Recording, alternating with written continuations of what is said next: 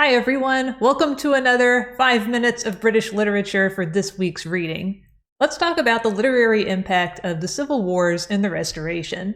Quick history. After Elizabeth I died in 1603, the English crown passed to her Scottish cousins, the House of Stuart. The Stuarts were enthusiastic believers in the divine right of kings, and while James I was decently diplomatic in how he asserted that belief, his successor Charles I was not.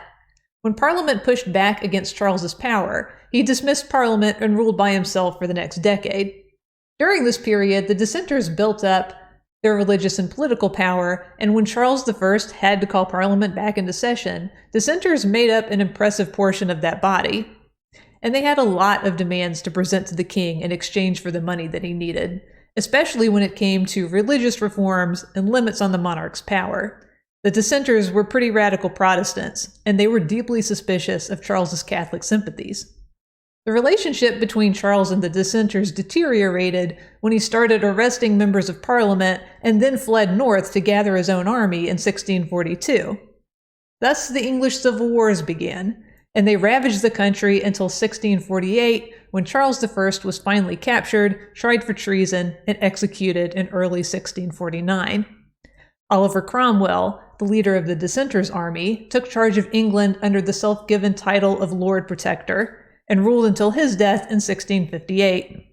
The Civil Wars and the Interregnum, the period with no monarchy, made a huge impact on English culture and literature. The destruction of the violence, the divisions among the English people, and the upheaval of dissenter governance turned England into a country interrupted in a lot of ways.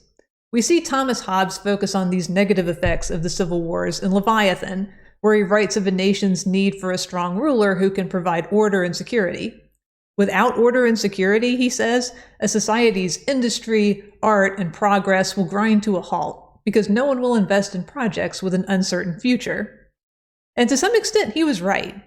The dissenters shut down the theaters, which had been epicenters of English art and literature for decades, so very little new drama was produced in this period.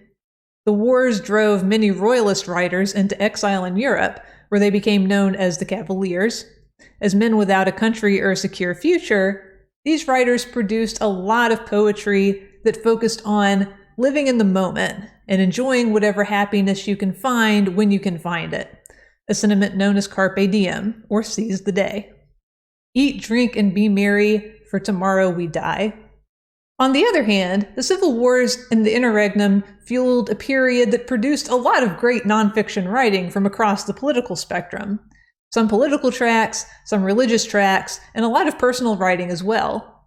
Since the dissenter government put the enforcement of censorship laws on the back burner at the beginning of the wars, we see a mini explosion of pamphlets, tracts, and essays that were able to circulate far more widely than they would have been under Charles I.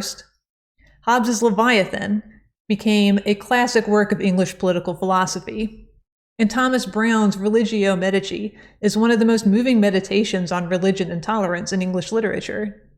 This period also opened the doors for dissenting authors to reach more prominence than they would have under Charles I. Case in point, John Milton.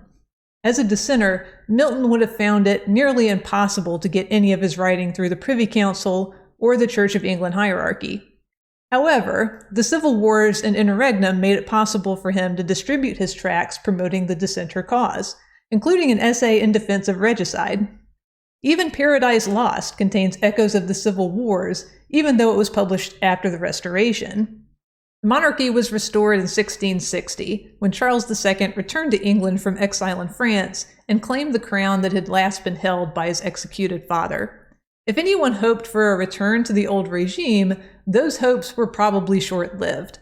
Charles II brought back the pomp of the monarchy and introduced more religious tolerance into his reign, but Parliament would never again tolerate anything less than a co-equal role in governing England. Charles also brought a more libertine atmosphere to the royal court, which set the tone for court-adjacent literary and artistic cultures. He was a bit of a rake who enjoyed entertainment, theater, and fine things.